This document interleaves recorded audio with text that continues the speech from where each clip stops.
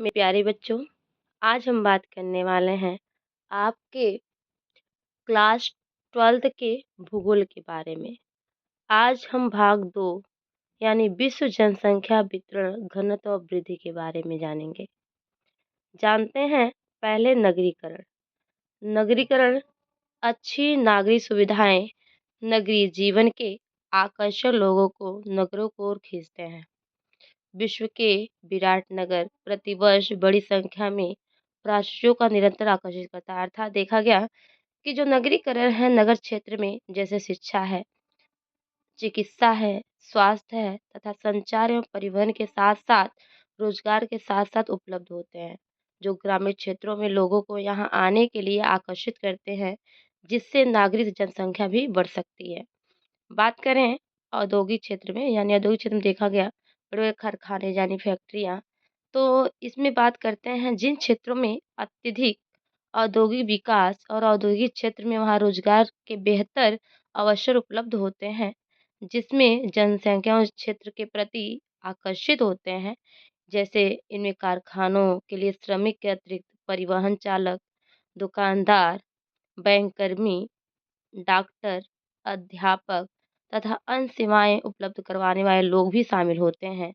जैसे जापान का Kobe Osaka विकसित औद्योगिक के कारण संघनन जनसंख्या वाला क्षेत्र माना जाता था। जैसे औद्योगिक की पेटियां भी रोजगार के अवसर भी उपलब्ध करवाए जाते थे, जहां बड़ी संख्या में लोगों को आकर्षित किया जाता था और उनको रोजगार दिया जाता था। ये तो था औद्योगिकरण।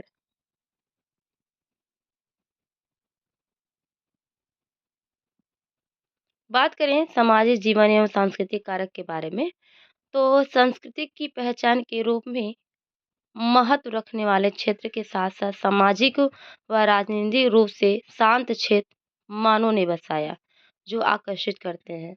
और इसके अतिरिक्त सरकार भी विरल यानी शून्य से लेकर आबादी वाले जगह पर शांत जगहों पे लोगों को भेजकर बसाकर जनसंख्या को बढ़ाती है। जहाँ बात करें, ठीक इसी प्रकार लोग इन क्षेत्रों को छोड़ कर के चले जाते हैं और सामाजिक और राजनीतिक अशांति भी फैली होती है। कई बार सरकारें भी लोगों को विरल जनसंख्या वाले क्षेत्रों में बसने की प्रोत्साहन देती है, लेकिन वहाँ रहते नहीं हैं लोग। ये सारी जो थी सामाजिक और सांस्कृतिक कारक के बारे में बताया गया है। बात करें जनसंख्या परिवर्तन के घटक के बारे में यानी वृद्धि के बारे में, जब जनसंख्या परिवर्तन को 3 घटक है। पहला जो जन्म दर यानी मृत्यु दर और प्रवास आते हैं। जन्म दर के अंतर्गत प्रति हजार पर एक वर्ष में जीवित बच्चों को संख्या जन्म दर कहा जाता है। बात करें मृत्यु दर की, तो प्रति हजार पर एक वर्ष में मरने वाले बच्चों की संख्या को ही मृत्यु दर कहा जाता है। बात करें प्रवास के बारे में, तो एक स्थान से दूसरे स्थान जनसंख्या का स्थानांतरण ही प्रवास होता है। अर्थात विभिन्न कारणों से लोग का स्थान परिवर्तन करना ही प्रवास कहलाता है। एक स्थान से दूसरे स्थान पे जाने के क्रम में लोग जहाँ से गमन करते हैं, ये प्रवास का उद्गम स्थान ही कहलाता है। और जिस स्थान पे आगमन करते हैं, वह प्रवास का गंतव्य स्थान कहलाता है। उद्गम स्थान जनसंख्या में कमी तक गंतव्य स्थान जनसंख्या में वृद्धि दर्शाता है और प्रवास अस्थायी होता है और मौसमी लोगों के रूप में संभव होता है। और ये गांव-गांव जा कर के लोग अपने स्थान को क्या करते हैं, बदलते रहते हैं और कुछ लोग अपना घर बना करके वहाँ बस जाते हैं।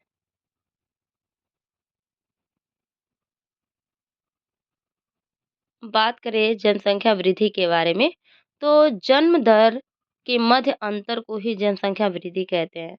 अर्थात किसी निश्चित क्षेत्र में निश्चित अवधि के दौरान निवासियों की संख्या में हुए परिवर्तन को जन वृद्धि या जन परिवर्तन कहा जाता है।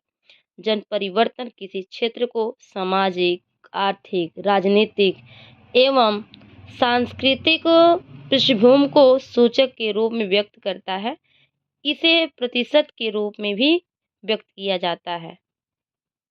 अब हम जानते हैं जनसंख्या के धनात्मक वृद्धि के बारे में।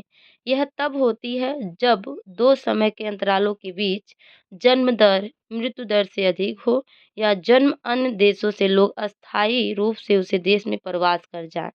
अर्थात धनात्मक वृद्धि भी कहा जाता है। किसी निश्चित क्षेत्र में निश्चित समय अवधि के दौरान जब जन्म दर मृत्यु से अधिक होना जनसंख्या में धनात्मक वृद्धि कहलाता है। और जनसंख्या में धनात्मक और ऋणात्मक वृद्धि तब भी संभव है जहाँ किसी अन्य क्षेत्र के लोग देश से अस्थायी रूप से प्रवास करते हैं। बात करें जनसंख्या ऋणात्मक की वृद्धि कैसे होती है। यदि दो समय अंतराल के बीच जनसंख्या कम हो जाए तो उसे ऋणात्मक वृद्धि कहते हैं।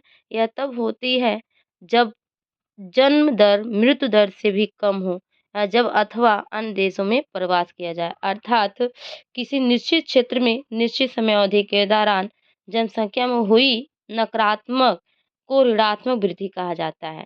ये तब संभव होता है ऋणात्मक वृद्धि जब जन्म दर मृत्यु दर से कम हो या लोगों की अन्य देश से प्रवास किए जा सके। ये तो बात जन्म दर की ऋणात्मक वृद्धि के बारे में बात थी। बात करें प्रवास के बारे में, एक स्थान से दूसरे स्थान जनसंख्या का स्थानांतरण ही क्या कहलाता है?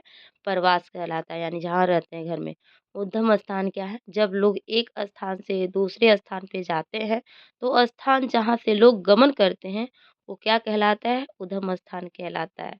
बात करें, अभी बात की है गंतव्य स्थान के बारे में, जिस स्थानों में आगमन करते हैं वह गंतव्य स्थान कहलाता है, यानी जाते हैं।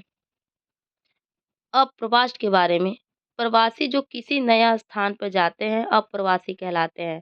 जैसे लोगों का आकार जाना होता है और वहाँ लोग क्या करते हैं, घुमंतु जीवन व्यतीत करते हैं और वहाँ बस जाते हैं, ये होते हैं अप्रवास। उत्प्रवासन क्या कहलाते हैं? प्रवासी जो एक स्थान से बाहर चले जाते हैं उत्प्रवासी कहलाते हैं।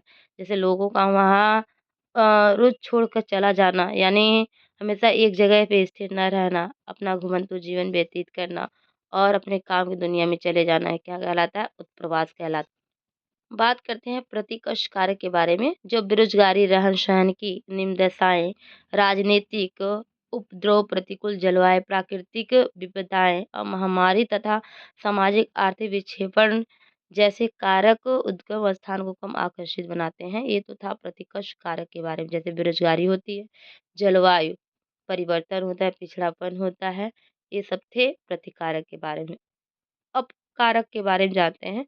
काम के बेहतर अवसर और रहन-सहन की अच्छी दशाएँ, शांति व स्थायी जीवन, संपत्ति की सुरक्षा तथा अनुकूल जलवायु जैसे कारक गंतव्य स्थान को उद्गम स्थान की अपेक्षा अधिक आकर्षित करना अपकारक कहलाता है।